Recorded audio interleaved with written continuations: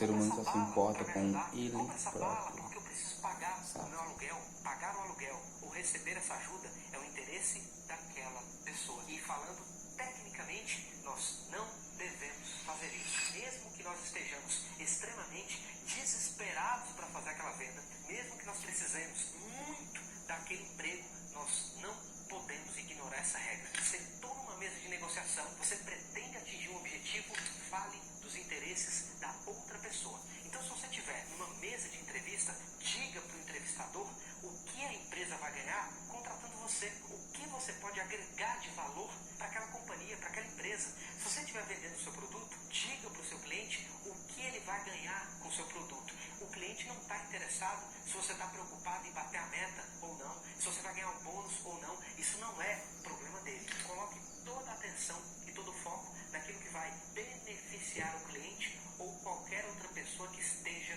conversando com você. Se você mudar esse raciocínio e começar a dar muito foco nos interesses da outra pessoa, sem dúvida nenhuma, desde uma conversa familiar até uma negociação, uma venda de uma empresa, você vai perceber que isso faz uma grande diferença. Como que você faz? Nesse país, você tem que ganhar dinheiro para Dinheiro primeiro. você ganha poder. Depois que ganhar o poder, aí você ganha poder. É por isso que tem que subir na vida. É melhor se conformar com o que tem. Se conforma você. Eu vou aproveitar o que a vida me reserva. E o que a vida te reserva, Tony? O mundo te come. E o que ele oferece. Tudo o que eu tenho nessa vida é minha coragem e minha palavra. E eu nunca abro mão disso. Tá entendendo? Como se chama? Antônio Montano.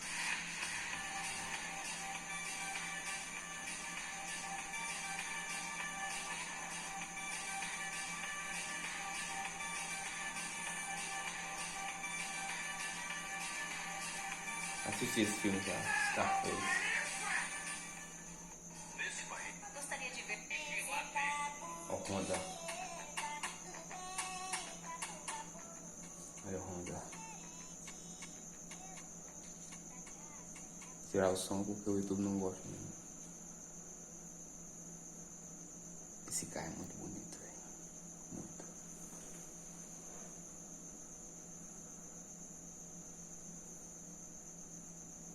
Tu tem que ganhar R$10.000 por mês pra manter tranquilo um carro desse. Estamos chegando lá. Outro Honda.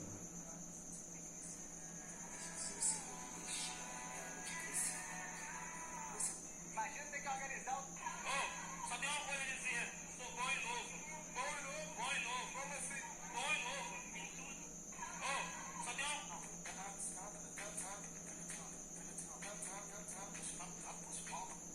Cara, Pai Rico, Pai Pobre não é um livro sobre como ficar rico investindo, mas sobre como ficar rico se endividando. E o autor do livro é prova disso, porque só de dívidas, cara, ele tem mais de $1 bilhão de dólares. Mas por que ele contraiu tanta dívida se ele é rico? Vem comigo que eu vou te explicar. Cara, primeiro suponha que sua empresa lucrou $10 milhões.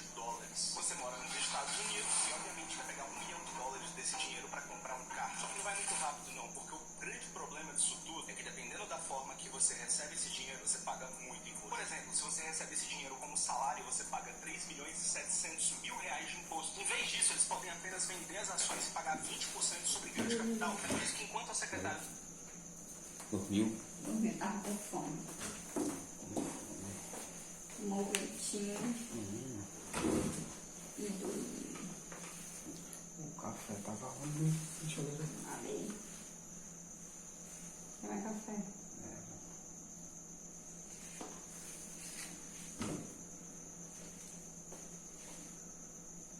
Eu coloquei na garrafa, deixei na chaleira.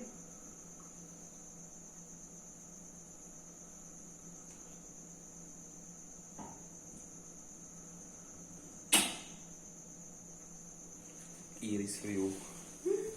Gerou.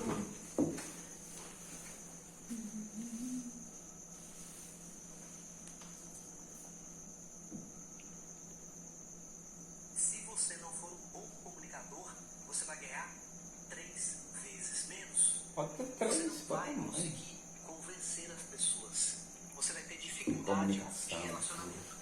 Com certeza. Verdade. Tudo verdade aí. Problemas com a comunicação. Eu, como já fui E você já tapado, percebeu o quanto que isso impacta sei que a isso sua aí é vida, verdade, quanto muito que isso verdade. dificulta o Verdade. seu progresso, Verdade. o seu projeto pessoal, Verdade. o seu trabalho, Verdade. o seu emprego, não importa. Comunicação é Tudo. fundamental.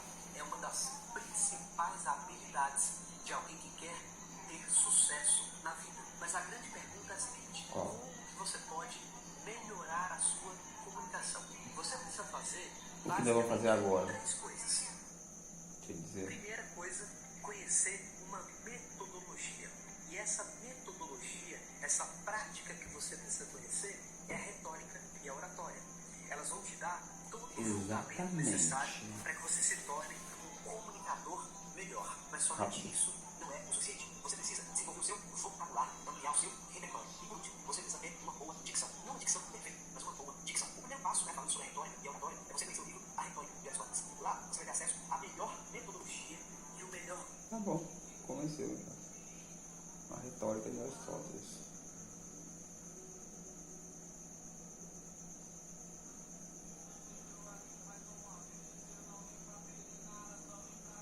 A retórica de Aristóteles.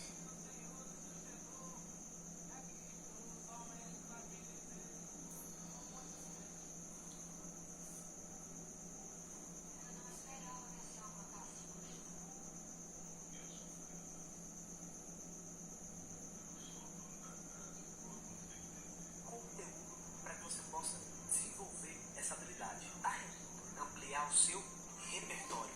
E por último, você precisa ter uma boa dicção.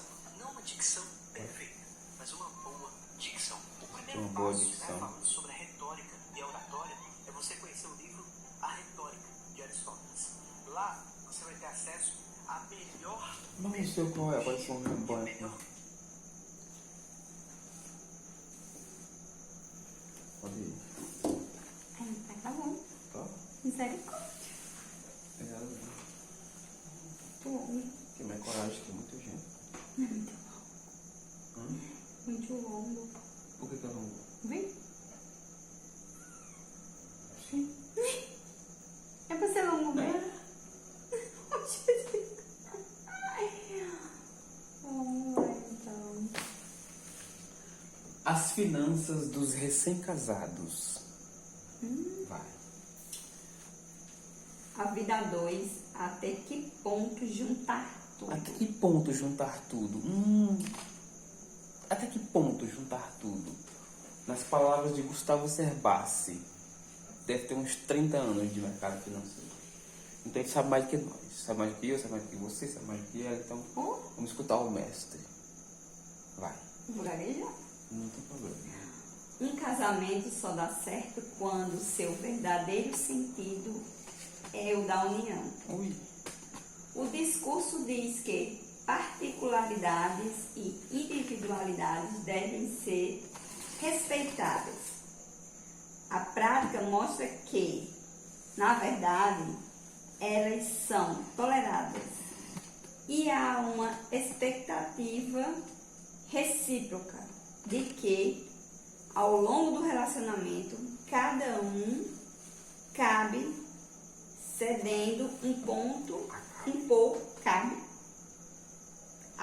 cedendo um pouco de sua individualidade. E as finalidades se reforçam. Se isso não acontecer, os conflitos certamente surgirão. Agora eu pergunto a você, se nós estamos nesse nível assim, e a gente não está perfeito, não está bem 100% ajustado, e a gente sabe um pouco, você já tem um pouco de conhecimento. Imagina as pessoas que estão assim, às cegas, como imagina.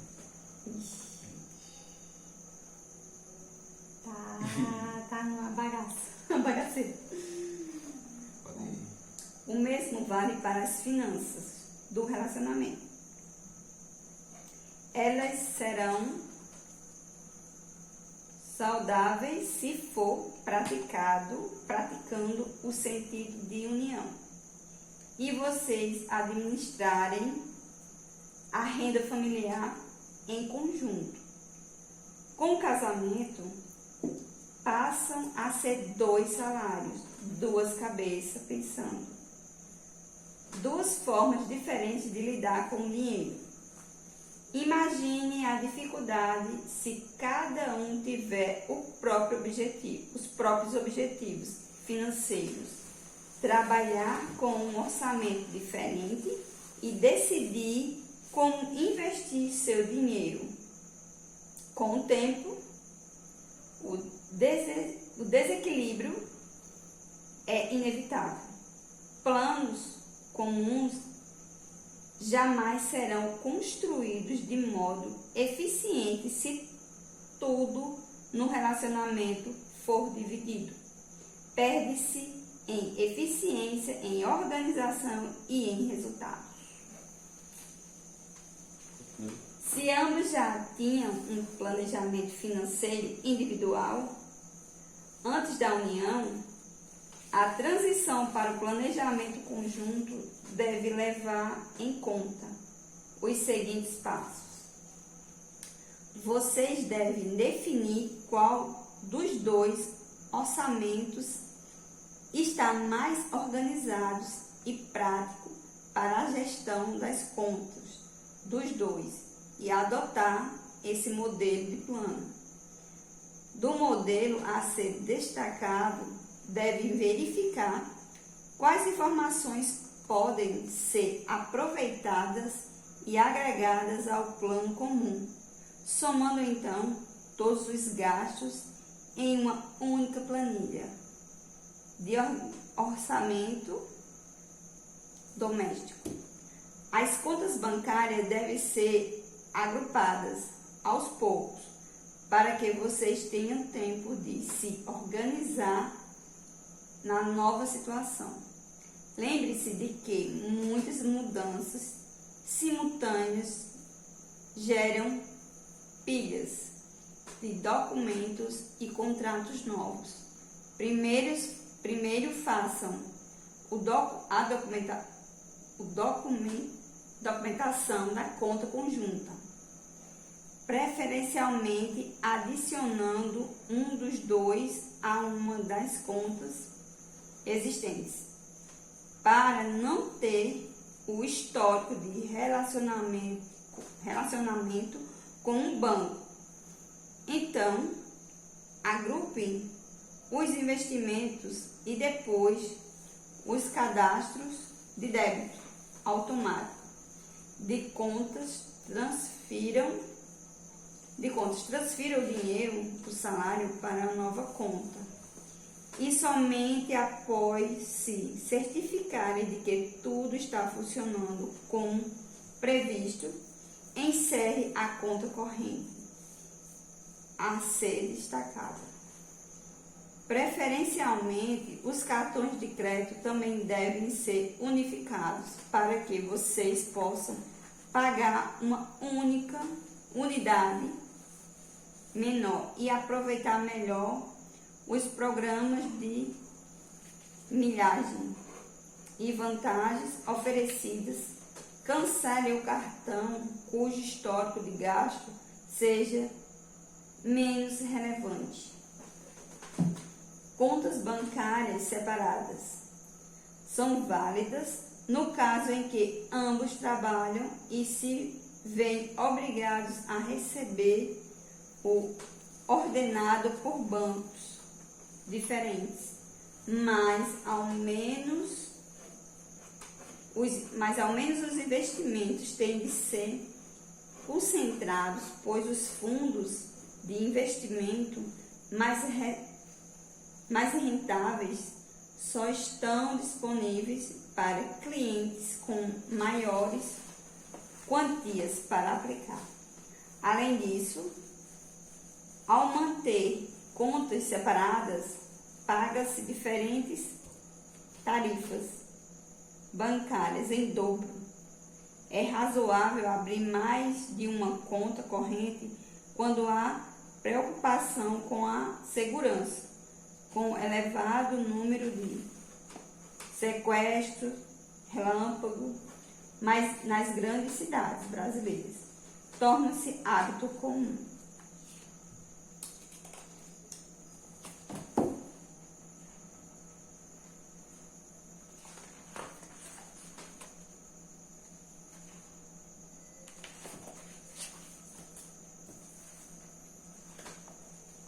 Hábito comum Das famílias manter duas contas correntes no mesmo banco. Numa fica todos os investimentos e recursos são usados no dia a dia. Na outra, apenas recursos suficientes para saques diários ou para atender a eventuais abordagens criminosas. O cartão da conta principal jamais deve sair de casa.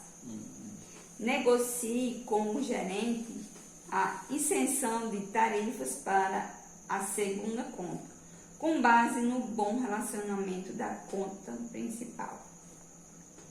Alguns casais justificam a manutenção de contas separadas porque um dos dois é muito mais organizado que o outro.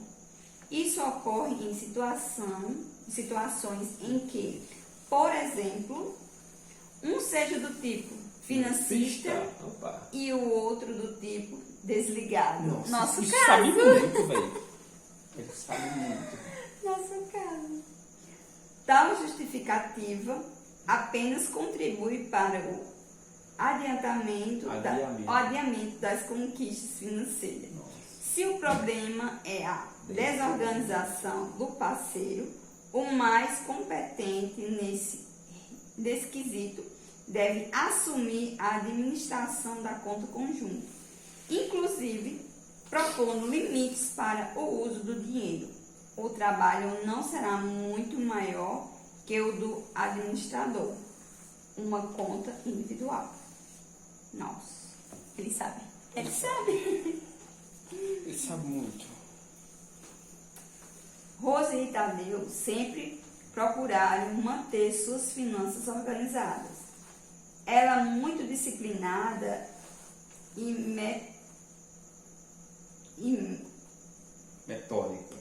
Chato. um nome chato. Metódica. Anota tudo. Você anota tudo. Compra os gastos do mês atual com os do anterior. Conversa com Tadeu sobre limites e cortes de gastos para não estourar o orçamento. Até decide com o gerente do banco em que investimentos aplicar. Lembro-me sempre da Rose, porque ela é a única pessoa que conheço que no canhoto do cheque preenche os campos saldo anterior e saldo atual. Porém, há algum tempo, conversamos sobre uma dificuldade do casal. Enquanto ela era extremamente rigorosa com os seus controles, Tadeu era o oposto. Não tinha controle nenhum. Todo mês eles se desentendiam porque Tadeu emitia vários cheques e deixava os canhotos em branco. Rose emitia um cheque achando que tinha saldo e conta negativa. Após duas ou três brigas mais sérias, foi Rose quem assumiu as rédeas. Propôs a Tadeu que ele andasse com apenas uma folha de cheque na carteira.